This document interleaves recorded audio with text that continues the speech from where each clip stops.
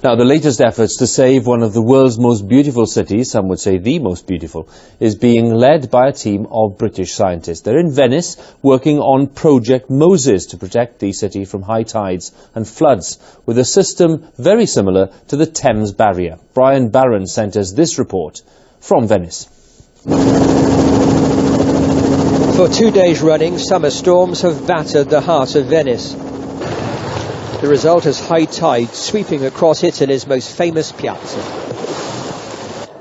For tourists it can be fun, though one of them got caught with his suitcases.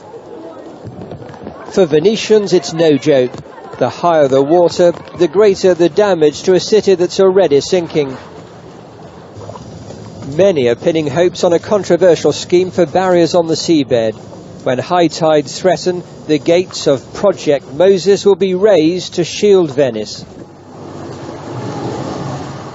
Now, British scientists have been called in to assess the impact of the project on the Venice lagoon, especially the salt marshes that act as a barrier to destructive waves.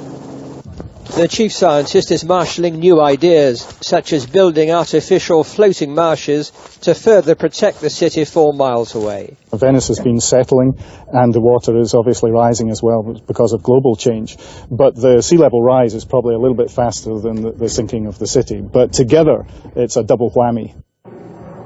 For the next 3 years, the British team will take the pulse of lagoon life. Some scientists predict sea levels could rise 18 inches this century. No one can prevent Venice eventually sinking, but the British scientists out on the salt marshes are part of redoubled efforts to slow the process. Brian Barron